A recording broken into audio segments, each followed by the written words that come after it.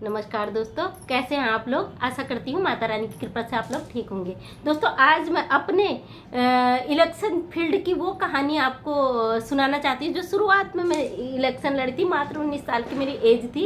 Actual में हुआ क्या कि हम दो बहनें सेम शक्ल की हैं। हम दोनों को कभी कोई पहचान नहीं पाता। जिन्होंने पहले देखा होता वो मेरे से बोलता है आप वो है ना सोनू, तो वो कंफ्यूज हो जाते हैं, या उसे देखते हैं तो वो मुझे समझ लेते हैं। और जबकि हम ट्विंस नहीं हैं, वो मुझसे छोटी है, 1.5-2 साल मुझसे छोटी है, तो हमारी शक्ल सेम है।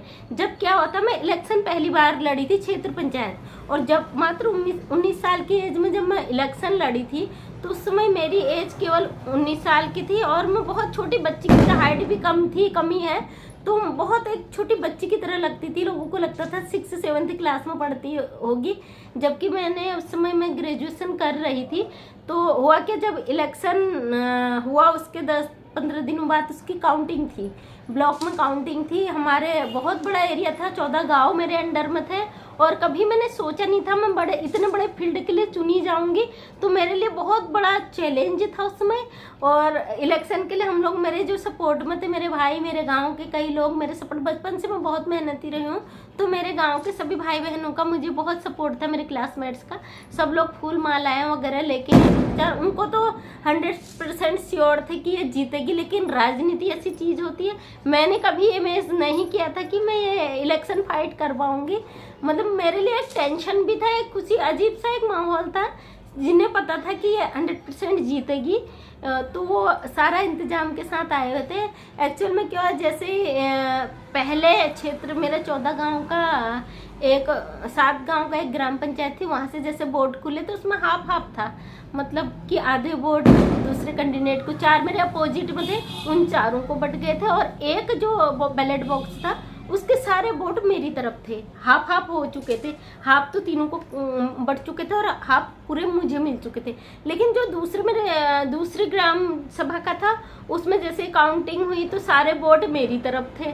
और एक हमारे रिलेशन में मामा जी भी लगते हैं, उनको किसी ने हमारे मतलब वोट काटने के लिए खड़ा कर दिया था अपोजिट दल ने। तो एक्चुअल में हुआ क्या कि उनकी जो मिसेज थी उसने भी वोट मुझे ही दिया। उनके फैमिली से किसी को मतलब उन्हें वोट ही नहीं मिला, सिर्फ उस बंदे को उसी का वोट मिला जो हमारे मामा जिन्हें हम बोलते हैं। तो लास्ट में क्या, वो भी मेरी साइड आ गए, बोले मेरी तो वाइफ भी तुम्हारी साइड है और मेरे बच्चे भी तुम्हारी साइड है, तो मैं अकेले रह के क्या करूं।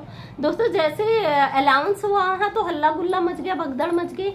मेरे दादाजी थे जो मतलब 80+ एज थी उनकी, तो उन्होंने क्या करा, मुझे समझ के मुझसे जो छोटी सिस्टर है उनको कंधे में बिठाला, पूरे ढोल बाजे के साथ बजाते हुए वो निकल गए। और मतलब ये अजीब सा और मुझे लगा ऐसा क्या हो गया, मैं तो यहीं पे हूँ भैया।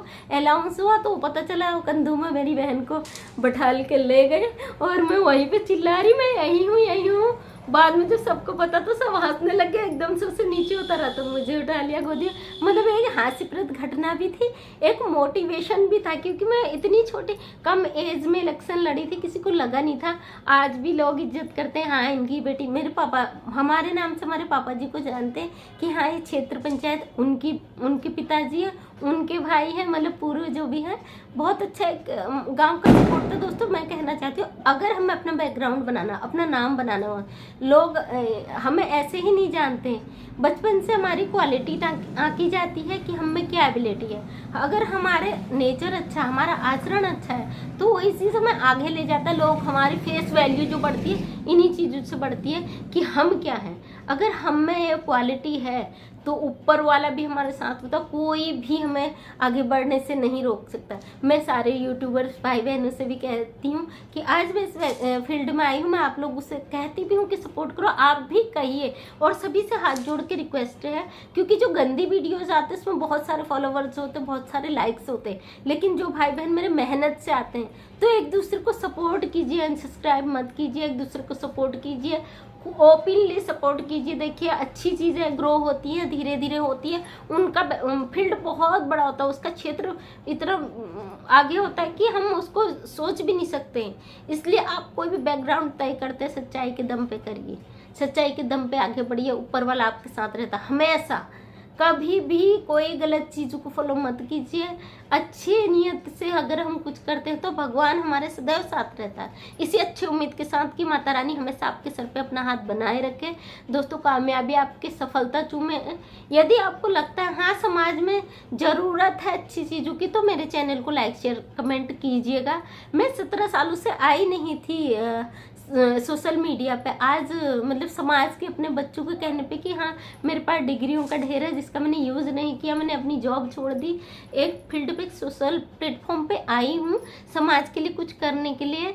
तो मैं चाहती हूँ कि आप लोगों की भी कोई प्रॉब्लम हो, आज मैं उसी जगह पे जाऊँ, आपकी बातों को भी रखूँ। यदि आपको लगता है कि इस चैनल को सब्सक्राइब करना चाहिए तो प्लीज़ करिएगा। फोर्स नहीं है, क्योंकि फोर्स करने से तो देखिए चीज़ें अपनी मर्जी से होती है, आपकी मर्जी से नहीं होती है। अपनी मर्जी से चैनल को फॉलो कीजिएगा। बहुत बहुत धन्यवाद।